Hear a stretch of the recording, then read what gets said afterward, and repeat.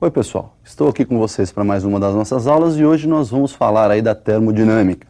Termodinâmica então é a parte da física que vai relacionar duas formas de energia em trânsito. Uma que nós já estudamos lá atrás, que é o calor, e uma outra que nós vamos estudar hoje, que é o trabalho, né? Calor então é energia térmica em trânsito e trabalho energia mecânica em trânsito. Vamos definir então o trabalho numa transformação qualquer. Então numa transformação qualquer aí, olha, uma transformação que sai do estado 1 e vai para o estado 2, nós temos aí, no diagrama de Clapeyron, diagrama PV, a área sob essa curva sendo numericamente igual ao trabalho, né? Esse trabalho ele pode ser realizado, ele pode ser recebido. Volume aumentando, nós temos um trabalho positivo, consequentemente o sistema realiza trabalho sobre o meio externo. Quando o volume diminui, nós temos um trabalho negativo, isso significa então que o nosso sistema está recebendo o trabalho do meio externo. Por outro lado, se o volume não se altera, não varia, se o volume permanece constante, nós temos que o trabalho é nulo, ou seja, o sistema não troca trabalho com o meio externo. Bom, então como vocês perceberam, essa relação de volume aumenta e diminui, basta você pensar um sistema aqui na minha mão. Quando esse sistema sofre uma expansão, o seu volume aumenta. Para isso, o sistema tem que empurrar o meio externo para abrir caminho para esse aumento. Então ele está realizando o trabalho sobre o meio externo. Quando o sistema sofre uma força externa, né, ele tem que sofrer uma diminuição, uma contração. Então é o meio que realiza trabalho sobre o sistema. Daí a relação de volume aumentando e diminuindo. Tá? Nós vamos observar alguns casos particulares.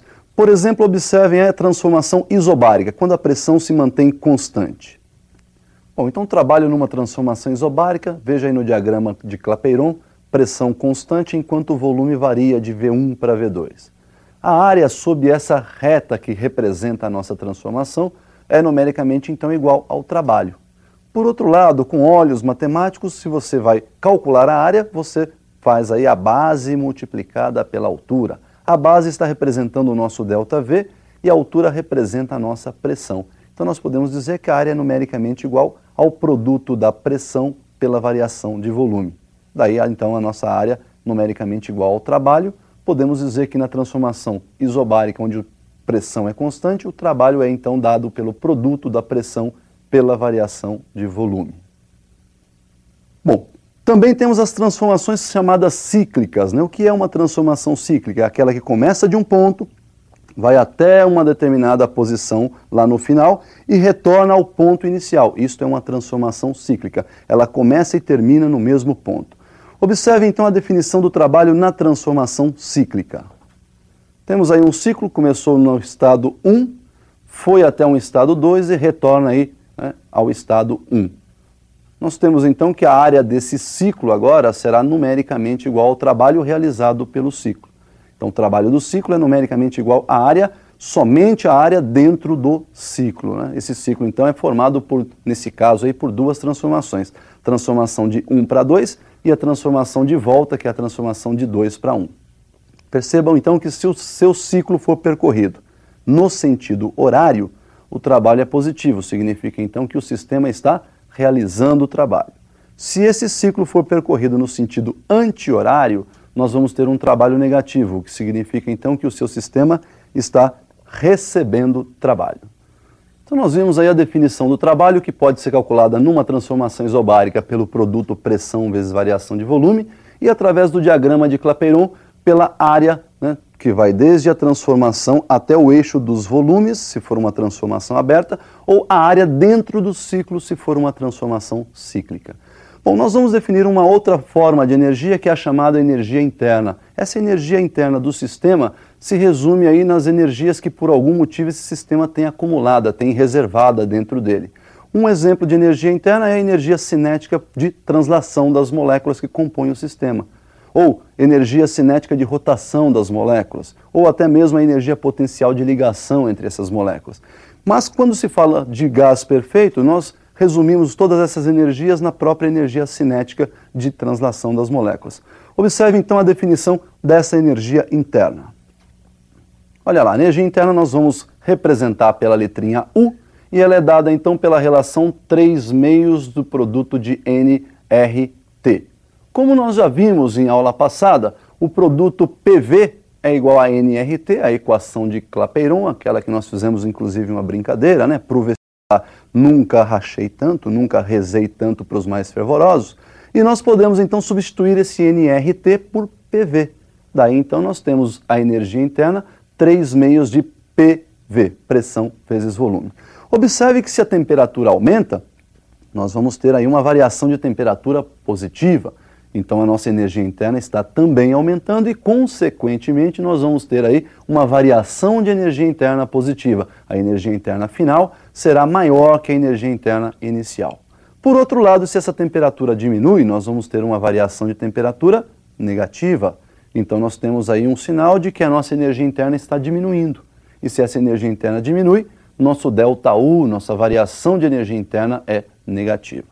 Agora observem que, se a temperatura se mantiver constante, nós não vamos ter variação de temperatura.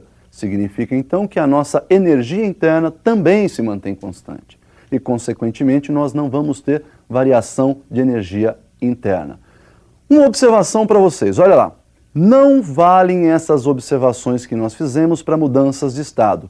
Quando se fala de mudança de estado, mesmo sendo constante a temperatura, está havendo uma mudança no estado de agregação das moléculas e, consequentemente, a energia interna vai se alterar. Então nós vimos aí que a energia interna é uma função de ponto, né? Ela depende somente da temperatura daquele momento, daquele instante, daquele ponto ali.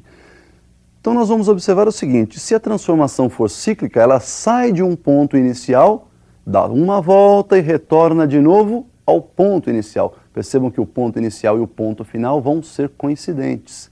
Daí então as temperaturas inicial e final são exatamente iguais. Observem no visual como fica então a variação da energia interna dentro de um ciclo, ou numa transformação cíclica. Olha lá, na transformação cíclica nós não vamos ter variação de energia interna, ela vai ser nula. Por quê? Porque nós temos aí a temperatura inicial e a temperatura final com a mesma intensidade, isto é, mesma energia interna no início e no final da transformação. Saiu do estado 1, foi até o estado 2 e retornou ao estado 1. Mesma energia interna no início e no fim, variação nula. Então, não se esqueçam, no ciclo não temos variação de energia interna. Observe então que a partir daí nós já podemos agora relacionar as duas formas de energia em trânsito, o calor e o trabalho que nós já acabamos de definir aí. Nós vamos fazer essa definição numa primeira lei, denominada primeira lei da termodinâmica, ou até mesmo princípio da conservação de energia. Vamos observar então na tela essa primeira lei da termodinâmica. Então a primeira lei da termodinâmica nós podemos defini-la da seguinte forma. Imagine aí um sistema, esse sistema está recebendo uma certa quantidade de energia na forma de calor, e ele pode usar esse calor para algumas transformações de energia. Ele pode, por exemplo, transformar integralmente esse calor em trabalho.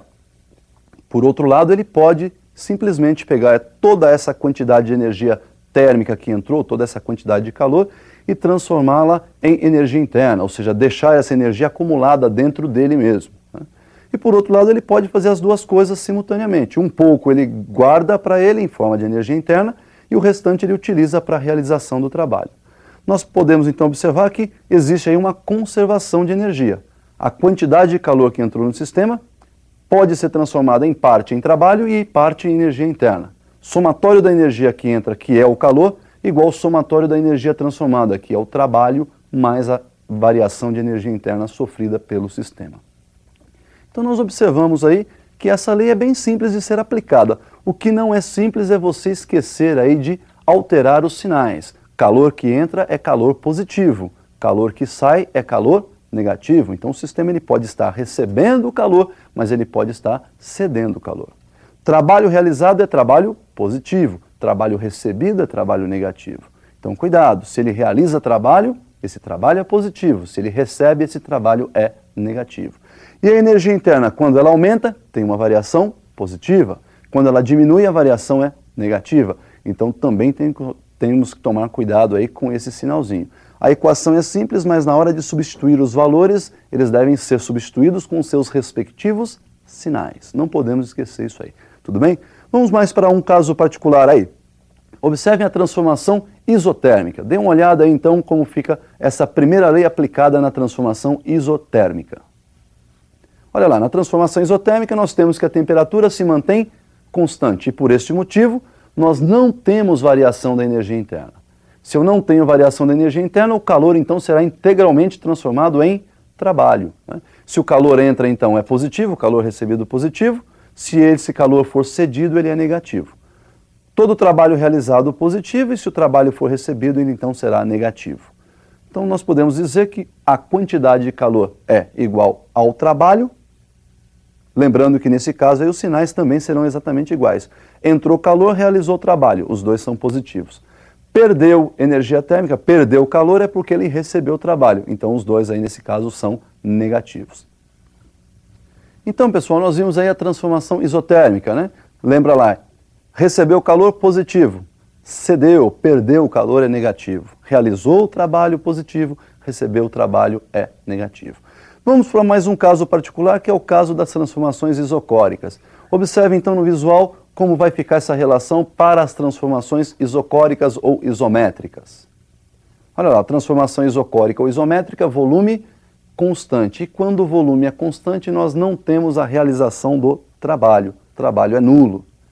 Então, todo o calor que entra no sistema será transformado integralmente em energia interna. Então, nós vamos ter aí um aumento na energia interna do sistema se estiver entrando calor. Calor que entra é positivo e se a energia aumenta, também é positiva. Então, nós podemos observar que o calor é igual à variação da energia interna, com sinais iguais.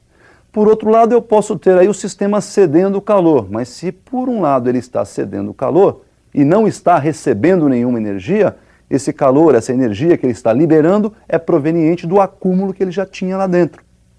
É proveniente das reservas que ele tinha, é proveniente da sua energia interna acumulada. Então perceba que se a energia interna está diminuindo, a variação de energia interna é negativa. Consequentemente, calor que sai, lembram? Calor que sai, calor cedido é calor negativo. Então nós temos que o calor e a variação de energia interna são iguais e com os sinais negativos, também sinais iguais. Então nós podemos aí também observar esse caso particular para as transformações isocóricas, né? Isocórica não realiza trabalho, não podemos esquecer aí. E para terminar, nós temos aí as transformações adiabáticas. Então observem no visual como vai ficar para as transformações adiabáticas essa relação aí de energia. Então olha aí, na transformação adiabática o sistema não troca calor com o meio externo, então nesse caso o calor é nulo, né? Nós vamos ter aí então, nessa transformação, o sistema realizando trabalho utilizando aí a própria energia interna. Então veja bem, quando ele realiza trabalho, trabalho positivo. E a sua energia interna então, por conta disso, está diminuindo, variação negativa. Por outro lado, ele pode estar recebendo trabalho. Consequentemente, se ele recebe trabalho, trabalho negativo e sua energia interna aumenta, então nós temos uma variação positiva. Percebemos então que o trabalho é igual a menos, né, sinalzinho negativo, menos o ΔU, menos a variação da energia interna. Ou, quando ele está recebendo trabalho, menos trabalho, esse trabalho é negativo, igual a variação da energia interna positiva, porque nós teremos aí um aumento da energia interna. Bom, pessoal, então nós vimos aí todas as relações possíveis de energia térmica em trânsito e isso aí resume a nossa aula da termodinâmica. Então, por hoje, o que nós tínhamos para ver é só isso. Até a nossa próxima aula e estudem bastante. Bons estudos!